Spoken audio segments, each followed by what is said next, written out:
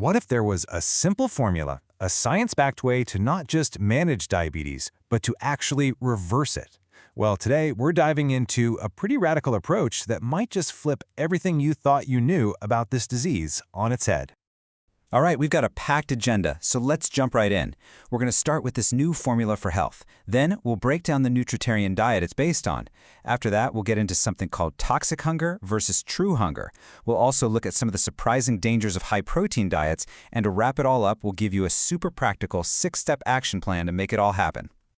Okay, let's kick things off with the big idea. It all comes down to a really powerful but surprisingly simple equation that could totally reframe how you think about food and your health.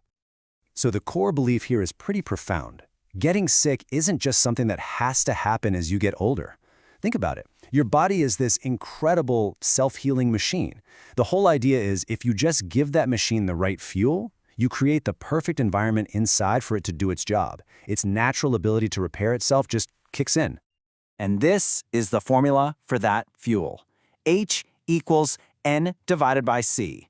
It just means your health is a direct result of the nutrients you eat divided by the calories. So what does that really mean? It's simple. You want to pack the absolute most nutritional punch into every single calorie you consume. It is all about nutrient density.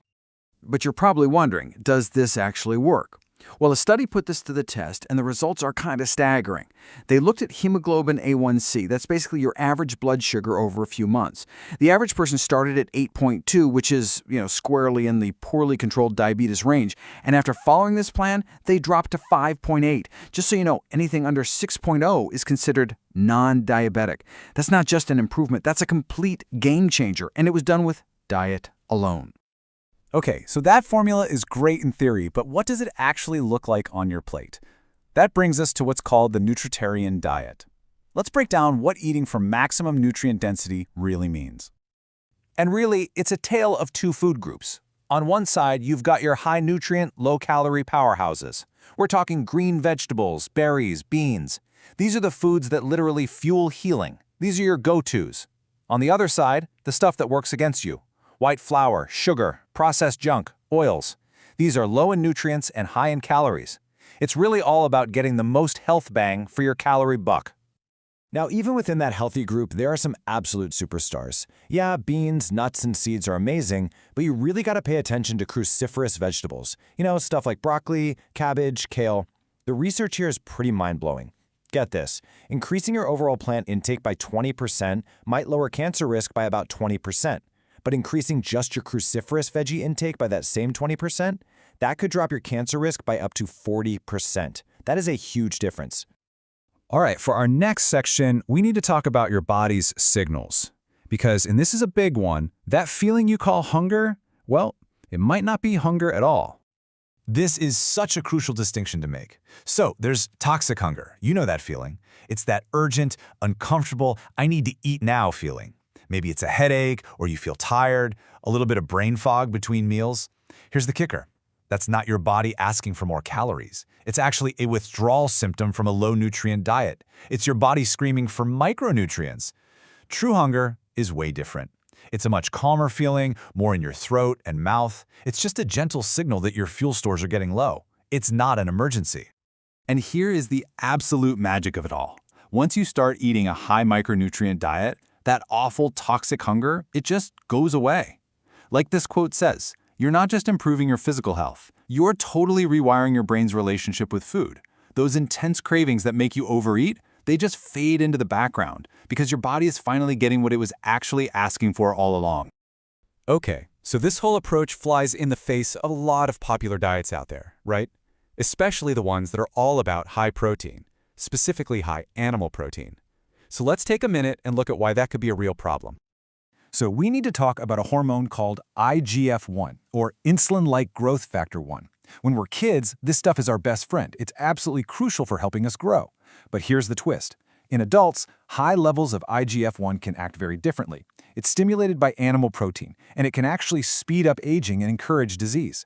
In fact, study after study shows that adults with lower levels of IGF-1 tend to live longer and healthier. Now, we're not talking about small risks here. One huge European study, for instance, found that women over 50 with high IGF-1 levels had a 40% increased risk for breast cancer. 40%. In fact, this link is so strong that scientists are literally developing cancer drugs designed to block this exact pathway in the body. And it doesn't stop with cancer. The research ties these high-protein, meat-heavy diets to a whole list of other serious problems. We're talking about things that can promote heart attacks, cause dangerous, life-threatening heart rhythm issues, put a massive strain on your kidneys, sometimes leading to irreversible scarring. And for people who already have diabetes, it's linked directly to a higher risk of cardiovascular death. Okay, so we've gone through the science, the why behind all of this. But now comes the most important part, right? The how. How do you actually do this? Let's turn all this information into a real actionable plan. So here they are, the 6 key steps to really make this work. And it's a whole life approach. It starts in your head with a real commitment. Then you get practical. You draw up a plan, you track how you're doing, and you go public with it to keep yourself accountable. And then you change your environment. Get your kitchen ready for success, and you make exercise an absolute priority. No excuses. But let's really dig into that first step, because it's everything. The idea is to make a rock-solid 100% commitment for the next 12 weeks. So why 12 weeks? Because that's the sweet spot. It's long enough to literally change your taste buds and to see results so powerful that they'll motivate you to keep going. This isn't about I'll try. It's about I'm doing this, period. And of course, that commitment needs a solid plan to back it up. We all know you don't find the time, you have to make the time. So you literally schedule it all in. Put your shopping days, your cooking and prep time, and your workouts on the calendar. That structure is what makes it possible no matter how busy you are.